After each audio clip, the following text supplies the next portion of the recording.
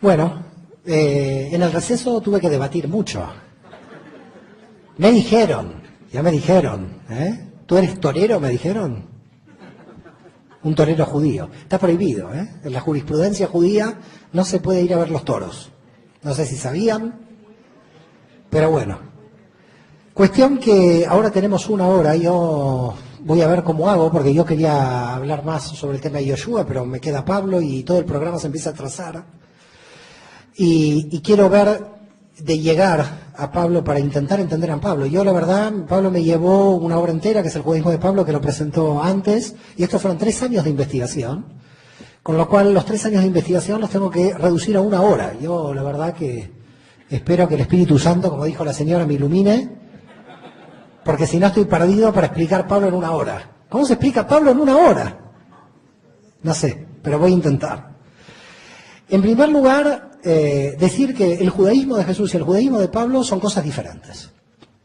Es decir, mucha gente dice, Pablo está conectado con Jesús. Es verdad, la conexión es a través de la fe, pero Pablo resuelve otro problema, viene por otra cuestión, aparece por otra cuestión, y personalmente, en su personalidad, no tiene las características que tiene Yeshua, no tiene las características que tiene Jesús. Los dos tienen niveles rabínicos, porque los dos son grandes maestros. Pero cuando uno lee Pablo y lee Jesús, se está encontrando con 2 personalidades diferentes que habría que hacer una pequeña comparativa entre ambos. Una pequeña comparativa para tratar de entender ambas personalidades. En primer lugar, Jesús prácticamente no salió de Galilea, Samaria y Judea. Solamente con la Siria Fenicia salió unos kilómetros hacia Tiro y Sidón, pero volvió rápidamente. Quiere decir que Jesús no era un hombre de mundo, estaba totalmente dentro del territorio judío, prácticamente. Pablo va a nacer, Shaul de Tarso, no quiero hablar de Pablo porque el nombre real es Shaul, Saulo de Tarso, Shaul de Tarso, va a nacer, ¿dónde va a nacer? ¿Alguien lo sabe? ¿Tienen que saberlo? Tarso. Claro, la pregunta es ¿dónde queda Tarso? Habría que tener un mapa. ¿Conocen, a ver si lo habemos de memoria, la República de Turquía? La República actual de Turquía, en toda la República actual de Turquía hay un punto donde el Mediterráneo quiebra y baja hacia Siria e Israel, Siria, Líbano e Israel. En el quiebre está Tarso. Y era muy importante la ciudad de Tarso, porque si uno imagina el mapa, Tarso está aquí, Tarso conectaba toda la región del interior de la Anatolia, de lo que es el Asia Menor, con el Tigris y el Éufrates, con Chipre y con Judea. Por tanto, Tarso estaba como en el medio de una circulación permanente de ideas, de personas y de mercadería. Con lo cual, lo que tenemos aquí es que Shaul de Tarso tiene 3 características que lo distinguen. Es judío por su religión, con lo cual en esto está completamente en concordancia con Yeshua. Es griego por cultura. Es aquí donde ya la concordancia no es tan grande, aunque hay investigadores que se preguntan si Jesús no tenía que hablar o no griego, porque vivió cerca de ciudades griegas, como Seforis, en Galilea, que era una ciudad completamente griega, no judía. Pero lo interesante de Yeshua es que a esas ciudades que eran totalmente griegas nunca entró, o por lo menos en el Nuevo Testamento no aparece. Ciudades donde había idolatría, que eran Tiberíades y Seforis, porque Tiberíades ahora es judía, pero en esa época cuando se fundó era la ciudad de Tiberio, era pagana, idólatra. Tiberíades y Seforis, que eran 2 ciudades idólatras paganas donde hablaban griego, ahí no entró. Con lo cual lo que vemos es una ortodoxia judía. Con los paganos no me meto, no tengo la prédica a los paganos. Voy solamente a las ovejas perdidas de la casa de Israel, dice el texto. Por tanto, ¿qué pasa con Saúl de Tarso? Saúl de Tarso nace en la diáspora. No es un judío de Judea. Y como un judío de la diáspora, no ve a los gentiles como va a ver Yeshua y sus primeros seguidores judíos, como la representación del ocupante romano, sino que ve a los gentiles como sus vecinos. Yo voy a dar un ejemplo de lo que estoy diciendo. Yo vivo en Barcelona. De repente en Barcelona yo puedo tener un rabino, un vecino, y de hecho lo tengo, hay vecinos, que son musulmanes. Y uno puede tener una muy buena relación. Estoy en la diáspora. ¿Qué pasa si yo un día me traslado a Israel? No sé si quedó claro lo que estoy diciendo. El contexto territorial me puede cambiar la situación. Quiere decir que los gentiles, en la visión de los judíos de Judea, Samaria y Galilea, estaban representados por las legiones de ocupación romanas. Pero para la mentalidad de un judío de la diáspora, el romano y el griego era su vecino de ahí al lado. Para que vayan viendo que Saúl de Tarso no va a tener una vinculación teológica con la cuestión de los gentiles, porque aparecen las cartas de Pablo, sino porque nace en una ciudad donde la mayoría son gentiles y donde la comunidad judía probablemente era un alto porcentaje, pero no era una ciudad completamente judía. Y que la perspectiva que te va a tener Saúl de Tarso de los gentiles no va a ser la del ocupante romano, va a ser del vecino gentil, que es una buena persona que está ahí al lado. Quiero que vean esto porque es clave mirar lo que ve Pablo y lo que ven los primeros judíos que siguen a Jesús, que ven otra cosa. Que cuando le dicen gentiles a los judíos que siguen a Jesús en Galilea y Judea, lo primero que se les aparece son las tropas de ocupación romanas. Estos son los gentiles. Y en cambio, gentiles para un judío de la diáspora como Pablo no son las tropas de ocupación romanas. Son sus amigos probablemente que están en la ciudad. Quiero que vean esto porque esto marca una diferencia fundamental en toda la teología de Pablo. Esto le va a marcar a Pablo. Tercer punto, además de que Pablo es de religión judía y de cultura griega, es ciudadano romano. Y si es ciudadano romano, la pregunta es ¿cómo logró ser ciudadano romano? Porque en general la mayoría de los judíos no llegaban a ser ciudadanos romanos. Para ser ciudadano romano, en la época de Pablo, después cambia, porque el emperador Caracalla en el 212 le da la ciudadanía a todo el mundo. En la época de Jesús, ser ciudadano romano era o por dar dinero al ejército, es decir, apoyar al imperio, o por haber estado en el ejército romano. Quiere decir que el padre de Pablo, porque él indudablemente hereda de su padre la ciudadanía romana, el padre de Pablo tuvo que haber o servido al ejército romano o haber financiado al ejército romano, porque no se llega a ciudadano romano sin haber aportado algo al imperio. Por tanto, ¿qué era el padre de Pablo para haber aportado al imperio como judío? Esto es algo también importante de destacar. ¿Cómo obtuvo la ciudadanía romana un judío? ¿Quedó claro? Esta es otra pregunta, porque él es ciudadano romano. Es ciudadano romano de cultura griega y de religión judía. Tiene todas. Es como ser, no sé, mexicano, sefaradí y argentino al mismo tiempo, una cosa de locos. Pobre gente, debe haber gente así, pero bueno. El hombre vivía, de alguna forma, en una tensión muy rica cultural. Ahora tenemos otro dato, otra información que nos trae el propio Pablo, con lo cual yo lo que estoy haciendo es solamente extraer la información del texto bíblico. Cuando en Hechos de los Apóstoles él dice, porque yo estudié a los pies de... aquí todo el mundo sabe Biblia. No me los voy a llevar a España, Joseph, a esta gente, para recristianizar a Europa. En consecuencia, estudió con Gamaliel. ¿Alguien sabe quién era Gamaliel? Porque se dice, Pablo estudió con Gamaliel, ¿quién era Gamaliel? Discípulo de Hillel, de la escuela de Hillel. Era más que discípulo de Hillel. Gamaliel era el nieto de Hillel.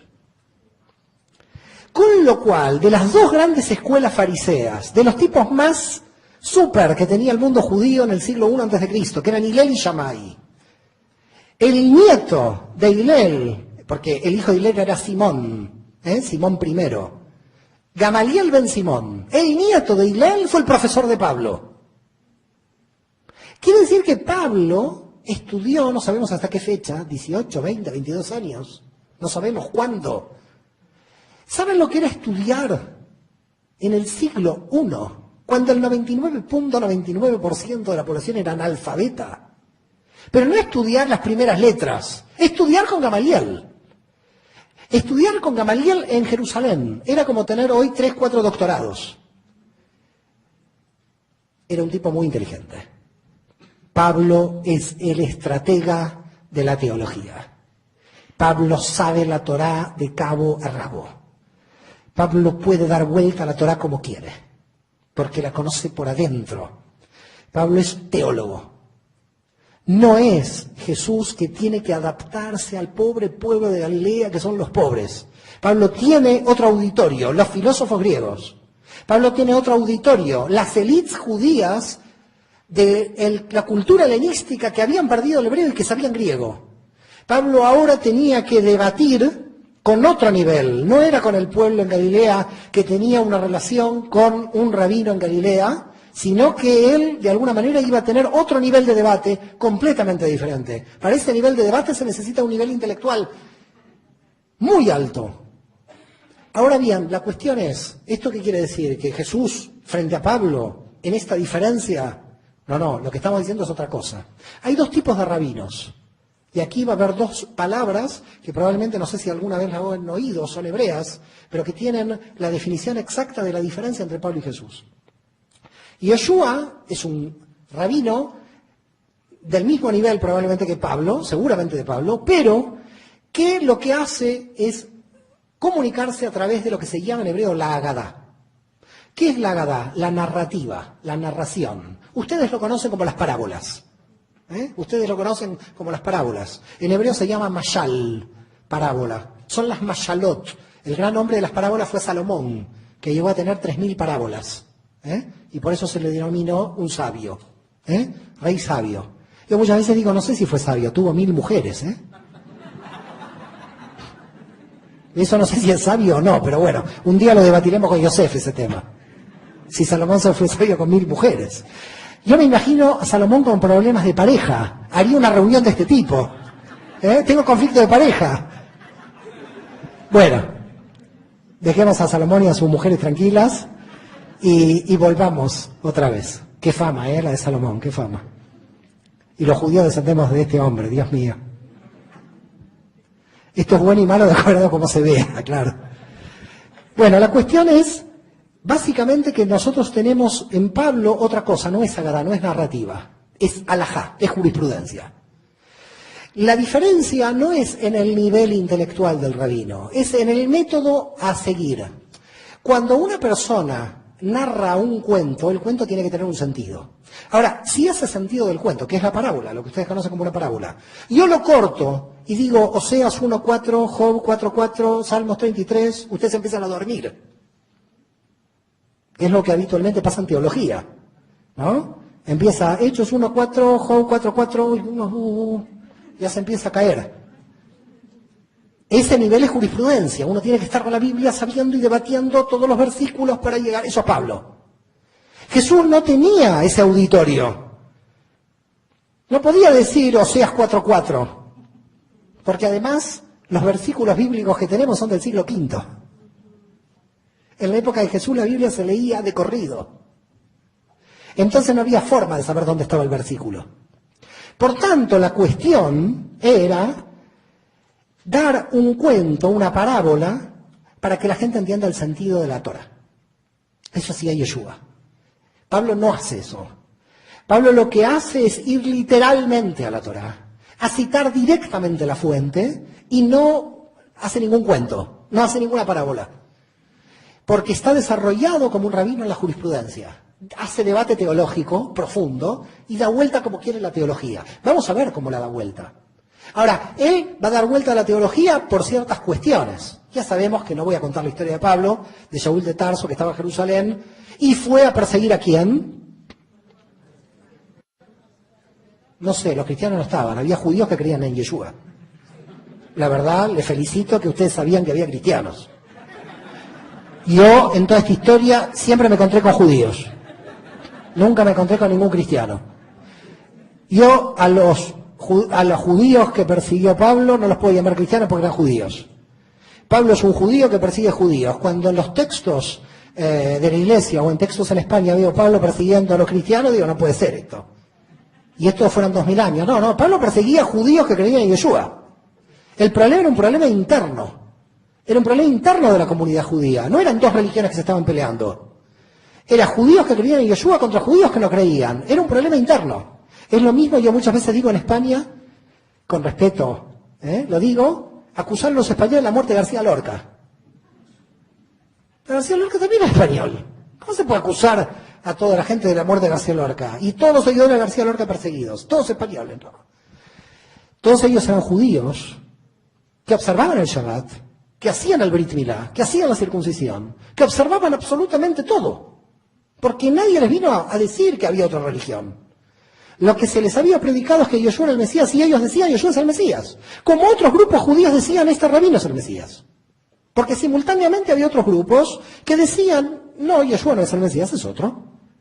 Así que en ese momento hay que ver que había muchos grupos de judíos proclamando a muchos rabinos que son Mesías. Yosef el Galileo, por ejemplo, que fue declarado Mesías, que lo crucificaron con casi 200 judíos. Es decir, que había otros grupos que estaban declarando a su vez a otros rabinos Mesías. Con lo cual, cuando ese grupo declara que Yeshua es el Mesías, el mundo judío no dice nada, si todo el mundo estaba proclamando a su rabino que era el Mesías. No hay cristianos, hay judíos que siguen a Jesús. Si entendemos esto, entendemos que Pablo quiere, de alguna manera, unirse al grupo de los perseguidores. Ya sabemos cómo es la historia. Hay aquí todo un misterio en esta parte. No sé si alguien alguna vez se ha preguntado esto, porque Pablo dice en Hechos de los Apóstoles y en las cartas, soy fariseo, hijo de fariseos. Permanentemente lo dice. Así que de él queda claro que era fariseo. Porque lo dice él. Menos mal que no lo digo yo, si no me acusarían a mí. Fariseo, hijo de fariseos es Pablo, lo dice él. La pregunta es, si el movimiento de Yeshua estaba dentro del mundo fariseo, ¿cómo puede ser que el Sanedrín de mayoría saducea envíe un fariseo? ¿Se lo han preguntado alguna vez esto? Aquí estamos para preguntarlo. El Sanedrín, él dice, obtuve cartas del Sanedrín para perseguir a los judíos que creen en Yeshua. Pero un fariseo tiene cartas del Sanedrín. Yo les voy a contar qué hay dentro de la tradición judía sobre Pablo. Y ustedes seguramente como cristianos no lo conocen porque está dentro de la tradición judía. Es de una tradición judía oral no escrita que sabemos sobre Pablo, que quizás les pueda interesar. Es decir, lo que voy a contar ahora es una tradición oral, reitero, del mundo judío sobre Pablo, no escrita en los textos. Por lo cual, el mundo judío sabía que Pablo pertenecía a la élite del Sanedrín. Y esa tradición judía oral, que los judíos hemos heredado, engarza perfectamente con la posibilidad de que Pablo haya tenido cartas del Sanedrín para ir a perseguir a los judíos que creían en Yeshua. Dice la tradición oral hebrea sobre Pablo, de que estaba enamorado de una hija de un sacerdote. Y que, como estaba enamorado de la hija de un sacerdote, estaba involucrado en la élite de Jerusalén. Pero la hija del sacerdote lo dejó. Y en venganza se pasó al bando contrario.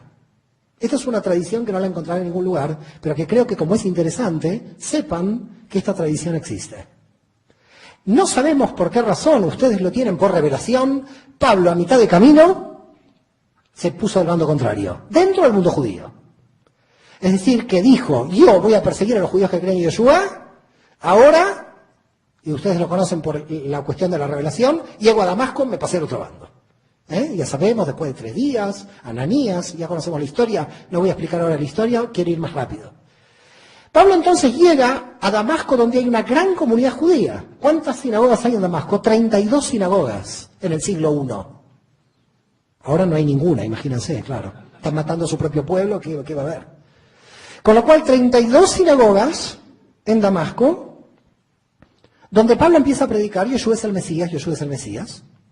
Si puede predicar, es que los rabinos le permiten. Ustedes ahora piensan algo contrario. Yo ir a las iglesias a decir Yeshua no es el Mesías. ¿Me permiten? Bueno, a Pablo se le permitió entrar a la sinagoga y Yeshua es el Mesías porque como era judío, se le dejaba entrar a la sinagoga, tenía que orar. Y porque se entendía de que podía haber muchos judíos que sigan esta idea. Y por lo tanto, Pablo se le permite entrar, pero había judíos que no querían, empiezan los líos. Judíos que quieren que Jesús es el Mesías, que no es. Se tiran con todo lo que encuentran. Se empiezan a pelear dentro de la sinagoga. Judíos que dicen que Yeshua es el Mesías, judíos que dicen que Yeshua no es el Mesías. Se empiezan a dividir las comunidades de Damasco hasta que sabemos lo que pasa con Saúl de Tarso, que se tiene que escapar de ahí para volver a su ciudad de Tarso, porque dice aquí me van a matar si sigo yo diciendo Yeshua es el Mesías. Hasta que aparece otro judío, Yosef Barnabás el Levita, ¿lo conocen? San Bernabé. Yosef Barnabás el Levita, que va a Tarso y le dice, yo también soy judío como tú, yo también creo que Yeshua es el Mesías, tenemos que convencer a todo el mundo judío que Yeshua es el Mesías. Muy bien, 2 judíos que en Tarso se reúnen, ya estamos más o menos en el año 39, porque va a comenzar el primer viaje de Pablo, que ustedes lo conocen como primer viaje de Pablo. A mí particularmente me gustaría llamarlo el viaje de Bernabé, porque es Bernabé el que lo lleva a Pablo. Pobre Bernabé desapareció de la historia cuando Bernabé fue el que le mostró a Pablo todas las comunidades de Chipre, porque Bernabé era de Chipre. Con lo cual, Yosef Barnabás el Levita, San Bernabé, lleva a Shaul de Tarso a Chipre durante 3 años, cuando se dice, dele que te pega a cada sinagoga diciendo, Yeshua es el Mesías, del 39 al 42, y estamos ya a 10 años de la desaparición de Yeshua de Sena, para decir al pueblo judío que Yeshua es el Mesías. Y muchos judíos creían, otros judíos no creían. Si en los próximos 5 minutos, son las 7, así que solamente les voy a pedir 5 minutos, nos concentramos, voy a pedir 10, porque en 5 no creo que llegue, nos concentramos en lo que yo voy a explicar ahora, después vamos a poder entender mejor la teología de Pablo y podemos saltar a Pablo. Lo primero es, oh, qué bien, no lo puedo creer. ¿Qué pasó? Llegó el Mesías, tengo hasta las 8. Bueno, lo primero es tratar de entender qué ve Pablo en las sinagogas de la diáspora. Él no va a sinagogas en Judea. Las sinagogas de judíos que había, judíos. Pero él va a las sinagogas de la diáspora judía. Con lo cual va al elemento cultural que él sí conoce. Él es de la diáspora. No es lo mismo ir a la sinagoga de Nueva York que a una de Jerusalén. Ni son lo mismo los ortodoxos de Nueva York con los de Jerusalén. Un poco más liberales tienen que ser porque están relacionados con el ambiente no judío. ¿Se entiende lo que decimos? Por lo tanto, Saúl de Tarso llega a estas comunidades, va predicando, siempre al lado de Bernabé, después se dividen, tiene ahí un pequeño problema, no me quiero meter en problemas de apóstoles, pero básicamente Saúl de Tarso y Yosef Barnabás el Levita predicando que Yeshua es el Mesías durante 3 años, casi 3 años y medio, hasta el año 42. Ahora sí les pido 10 minutos pero mucha atención, porque aquí está la clave del nacimiento del cristianismo. Saúl de Tarso va a la sinagoga y va a predicar que Yeshua es el Mesías. Hasta ahí, todo tranquilo. Tranquilo entre comillas. Algunos decían que sí, otros que no, pero Saúl de Tarso, cuando entra a una sinagoga de la diáspora, ve que en las primeras filas de las sinagogas hay judíos, que son los que fundaron las sinagogas. Entonces, supongamos que esta sería una sinagoga a la que visita Saúl de Tarso, y entonces las primeras filas son judíos. Así que las primeras 2 o 3 filas ya automáticamente les convertía al judaísmo. Si hay alguno que no está circuncidado, tranquilo. Mañana hacemos la circuncisión. Las otras filas, yo vi muchos hombres muy aterrados, están pasando a la fila de atrás ahora. Sí, se ríen, pero este es el problema de Pablo. Las otras filas de la sinagoga son lo que se llama prosélitos de justicia, en hebreo Ger Tzedek. Tienen un nombre especial. Ger Tzedek. ¿Quién era el Ger Tzedek? El que se convirtió al judaísmo, pero que no es de madre judía, es el que se convirtió. Por lo tanto, los primeros judíos de la sinagoga fundaron la comunidad, después vinieron los griegos romanos que andaban por ahí, y de otros pueblos, los gálatas, los filipenses, los efesios, y dijeron, queremos participar de la sinagoga y eventualmente nos queremos convertir, con lo cual los conversos al judaísmo, que había muchos cientos, se integraban a la sinagoga. En el caso de los hombres se circuncidaban, en el caso de las mujeres pasaban por la mikve, por el baño ritual, y en las filas intermedias de la sinagoga estaban los prosélitos de justicia, los que se llama Ger Tzedek, que a los fines de la ley judía eran judíos de pleno derecho, solamente se sentaban atrás porque no habían fundado la comunidad. Es decir, que eran judíos como los de la primera, solamente que no eran genealógicos, habían entrado recién, eran gentiles que decidieron convertirse al judaísmo. Pero como conversos al judaísmo ya eran judíos por completo, queda claro. Con lo cual, la hija, por ejemplo, de uno de la fila del medio, si se casaba con el hijo del de la primera, se casaba con el rito judío. Porque también los de las filas intermedias eran judíos, pero se les llamaba Ger Tzedek, es decir, el gentil de justicia que se hace judío. Converso por completo, 100%. Y después, en las últimas filas de las sinagogas que va a ir Pablo, se encuentra con los prosélitos de la puerta. Llamados de la puerta porque están cerca de la puerta. Nada más. Esos prosélitos de la puerta también tienen otro nombre, temerosos de Dios. Cuando en el texto del Nuevo Testamento aparece Cornelio como temeroso de Dios, no es que teme a Dios, La gente lee el texto y dice, hoy Cornelio teme a Dios, qué buena persona. Temía a Dios. No, se sentaba en un sitio de la sinagoga especial. Al final de la sinagoga, en el sector de los temerosos de Dios. ¿Quedó claro lo que decimos? Cuando dice entonces el texto bíblico, era un temeroso de Dios, no temía a Dios, todos temen a Dios, mucha gente teme a Dios. Él estaba como temeroso de Dios en una sección de la sinagoga, que eran lo que se llama semiprosélitos. La verdad me gustan los salmos, me gusta la Biblia, la paso bien en la comunidad, pero yo judío no me hago.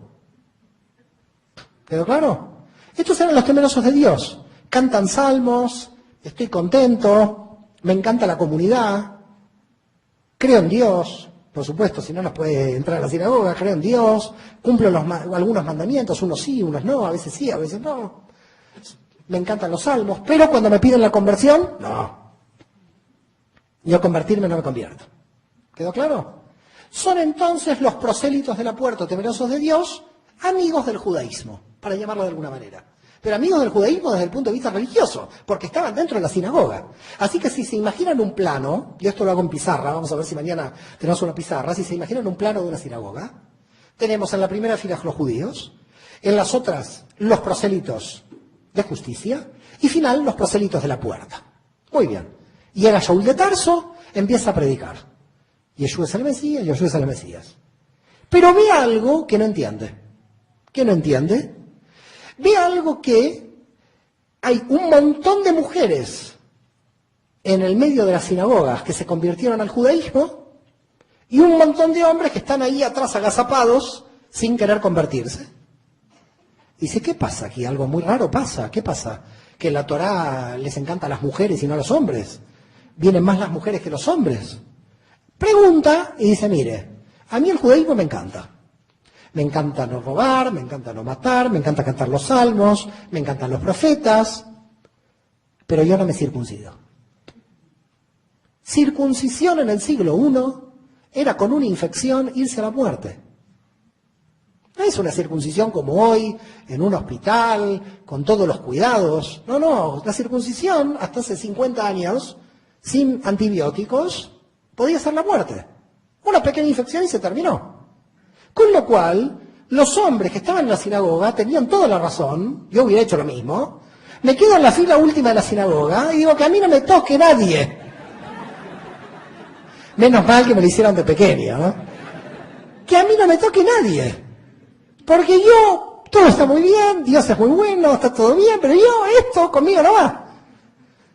No me voy a circuncidar, nadie me va a obligar. Y ahí estaban todos los hombres incircuncisos, atrás, contentos que estaban en la comunidad, pero sin convertirse. Dice Pablo, pero esto es a favor de las mujeres. Las mujeres con el agüita entran al judaísmo y a los hombres le pedimos la circuncisión. Pero esto es todavía más grave, dice Pablo. ¿Por qué es todavía más grave? Porque si una persona judía de la primera fila de la sinagoga no cumple los mandamientos de la Torá, yo estoy llamando judío a alguien que tiene padre judío o madre judía. Pero un gentil que no está circunciso en la última fila de la sinagoga y cumple todos los mandamientos de ética de la Torá, ese es judío para mí. Pablo da vuelta todo el concepto de judío en Romanos 2:29 y dice judío el que lo sienta en el corazón. ¡Pum! Hace algo que jamás Yoshua hubiera hecho, como rabino judío. Hace algo que cuando se enteraron los shlichim, los apóstoles de Judea, de este hombre estaba declarando judío a todo el mundo sin circuncisión. El problema no era que Yoshua era el Mesías, ahora el problema era más grave para Jerusalén. Era que este hombre era papeles para todos. Es como que alguien venga aquí con pasaportes norteamericanos y empiece, todos norteamericanos. El gobierno americano estaría un poco preocupado. Con lo cual, yo en España muchas veces esto lo explico y digo, va un embajador español a Marruecos y viene el hombre con pasaportes españoles a repartir a todos. ¿Cómo reacciona la gente de base anterior frente a una masa de gentiles sin circuncisión? Que el señor Pablo se le ocurrió, usted también es Israel. Y ahora usted es Israel, yo no estoy circuncidado, no importa, usted es Israel. Mire, yo hago así, también es Israel. Ayer estuve con un ídolo, no importa, ayer usted también. Venga, sin circuncisión, entre, porque ahora viene Jesús y derribó la diferencia de gentiles y judíos. Pero eso lo derribó Jesús. Eso lo está derribando Pablo.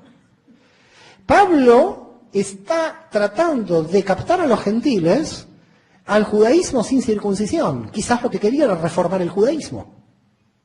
Quizás lo que quería era hacer un judaísmo que permitiera la entrada sin circuncisión.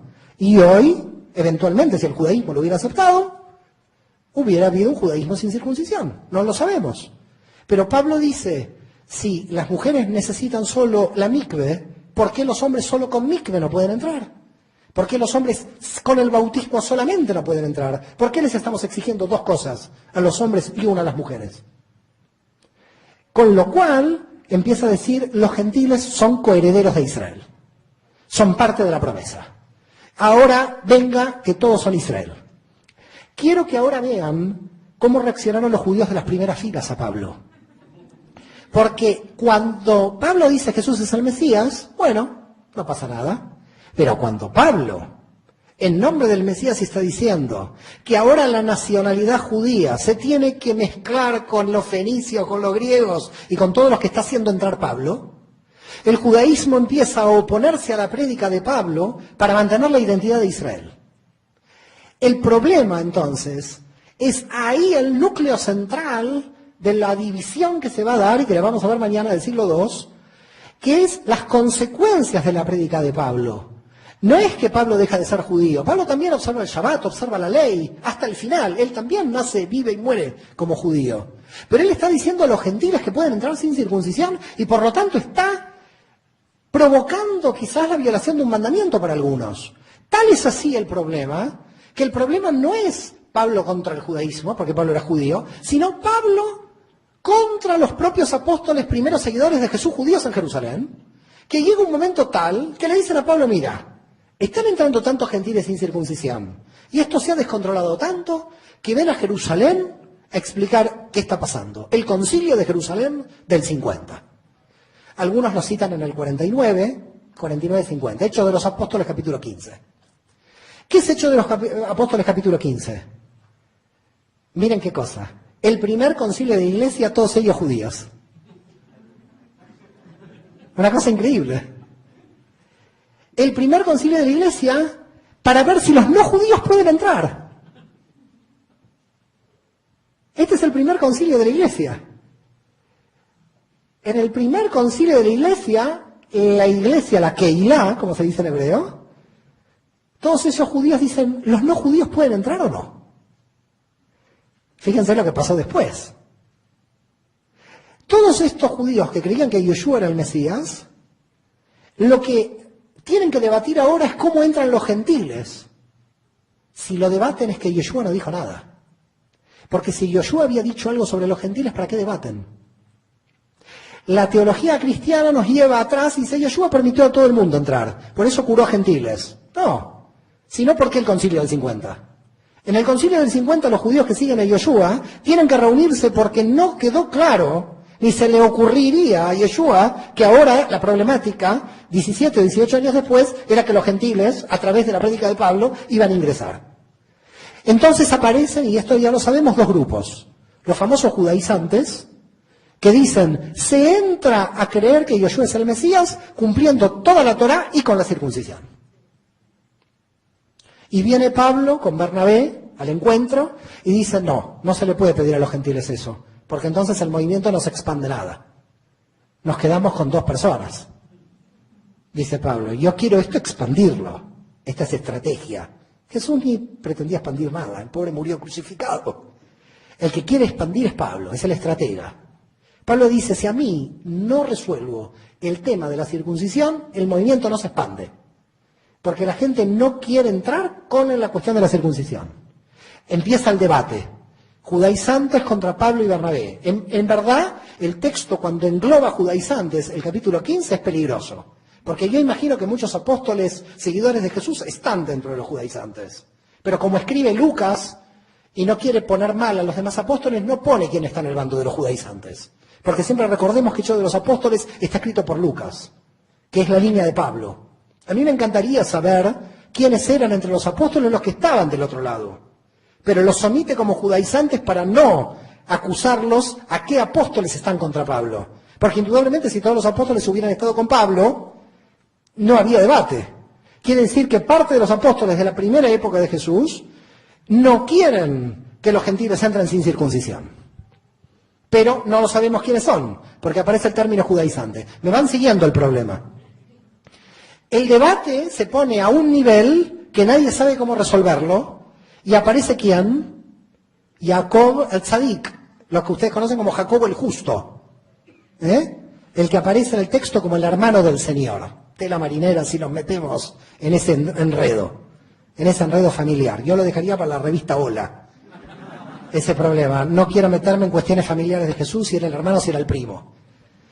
Pero lo cierto es que el único que aparece como el hermano del Señor es Jacobo el Tzadik, que Jacobo el Tzadik, que después pasó a ser Santiago, es Santiago el Menor. Santiago el Menor o Jacobo el Tzadik, Santiago el Menor, por supuesto judío, en el año 50 se encuentra resolviendo el concilio. ¿Y dónde está Pedro? Pedro no resuelve nada. ¿Y dónde está lo que la Iglesia Católica dice es el primer papa? Diciendo, bueno, vamos a ver, apoyo a Pablo. Dice el texto, yo juzgo. El texto literal en griego, de Hechos de capítulo 15, dice que Jacobo el Tzadik, que Santiago el Menor, dice, yo juzgo que los gentiles. Juzgo quiere decir que tenía la autoridad del movimiento. Esto es muy fuerte. Esto es muy fuerte lo que estoy diciendo. Tenía la autoridad del movimiento, el hermano del Señor. Claro, si Jesús lo heredó del primo, ¿cómo no lo va a heredar del hermano? Queda claro, está quedando en familia. Se queda clara el orden de sucesión. Entonces él dice, yo juzgo. ¿Cómo está en las Biblias católicas el yo juzgo? Yo opino. Porque si juzga tiene autoridad y Pedro queda fuera. Entonces en las Biblias católicas el yo juzgo no sale yo juzgo, sale yo opino. Como la opinión de él fue válida, todos la aceptaron. Y en el griego dice yo juzgo. ¿De qué me estaba hablando? ¿Por qué lo ponen a opinar cuando juzgó? Claro, lo ponen a opinar porque se derrumba la cuestión de la cabeza de Pedro, esto ya sabemos, pero no me quiero meter ahora en problemas internos del cristianismo. Básicamente, se permitió el ingreso de los gentiles sin circuncisión con lo que se llama el decreto apostólico del 50. ¿Recuerdan qué dice el decreto? Pondrás tribunales de justicia, no comerás sangre de los animales, todo lo que se conoce en la jurisprudencia judía como las leyes de Noaj, las leyes de Noé. En la jurisprudencia judía no se necesita ser judío para alcanzar la salvación. No es fuera de la iglesia no hay salvación. No, fuera del judaísmo hay salvación.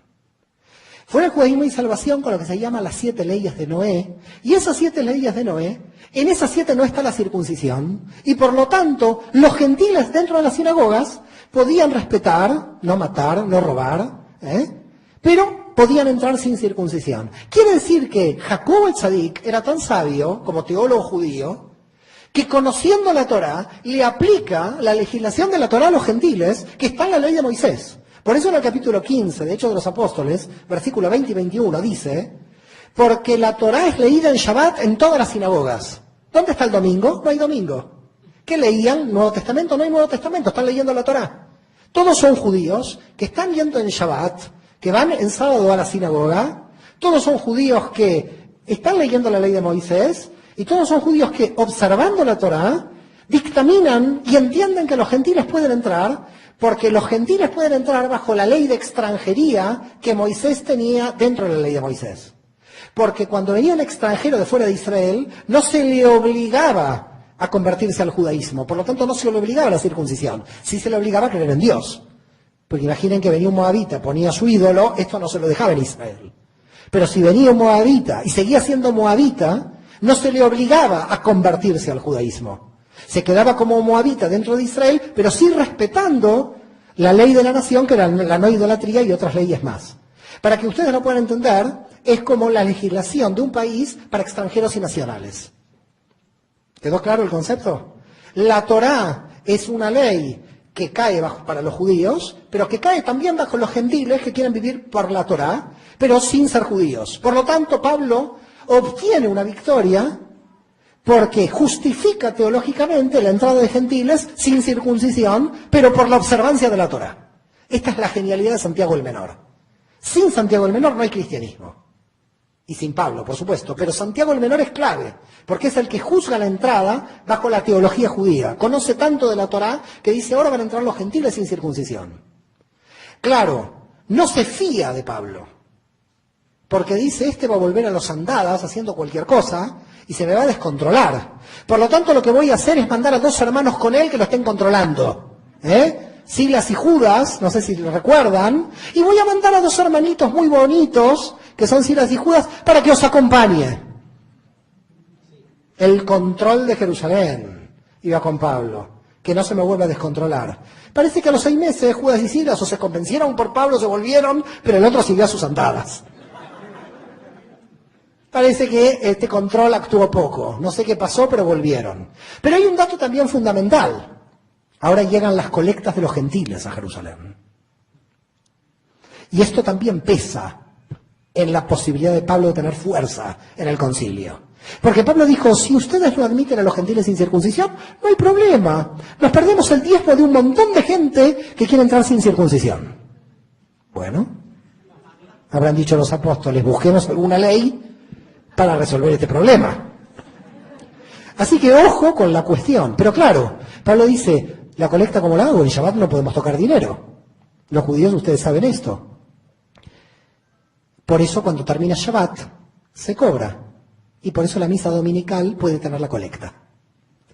La colecta de las iglesias el domingo es porque está prohibido en Shabbat. El primer día de la semana Pablo cobraba la colecta porque en Shabbat no podían tocar dinero. Por eso en la iglesia tienen la tradición ahora de la colecta el domingo. Pablo, en el 50, entonces, ya tiene todo el poder teológico para poder avanzar en su objetivo, que era la mayor cantidad de gentiles que ingresaran a Israel. Pero la pregunta que uno se hace en este punto es que la situación murió de éxito. ¿Qué quiere decir que la situación murió de éxito? Si Pablo creía que iban a entrar 40 gentiles a una comunidad de 200 judíos, no iba a pasar nada, porque los hijos de estos gentiles seguramente observarían la Torá. Quizás esta era la estrategia. Pero lo que sucedió fue justamente lo inverso. Entraron tanta cantidad de gentiles que los judíos empezaron a incumplir la Torá porque empezaron a ir para la menor. Si el gentil con las leyes de Noé puede cumplir sin circuncisión, entonces empezamos a observar menos. Si igual estamos salvados por la propia Torá. Con lo cual, si yo me caso con una mujer que no es judía, que es gentil, y cumple menos, ¿qué hago? ¿A mis hijos los obligo a la circuncisión? No, me salvo por la aplicación de las leyes de Noé. En definitiva, la propia teología judía, al dar la posibilidad que los gentiles ingresaran, gentilizaron las comunidades por la gran afluencia de gentiles que entraron, más allá de la perspectiva de la propia capacidad inicial que tenían esas comunidades. Empezaron a aparecer gentiles sin circuncisión que decían que Yoshua era el Mesías. Por tanto, ellos ya no observaban la Torá, porque la propia teología judía los había hecho ingresar sin la observación de la Torá. El propio pueblo judío, en parte, dándole el Mesías y dándole la teología, estaba creando el cristianismo, sin darse cuenta con este proceso. Pero en el 66, recordemos que Pablo entre el 64 y el 67 muere, no sabemos exactamente en qué momento de esa fecha, casi todos los historiadores están de acuerdo que muere en el 67, en el 66 sucede algo fundamental.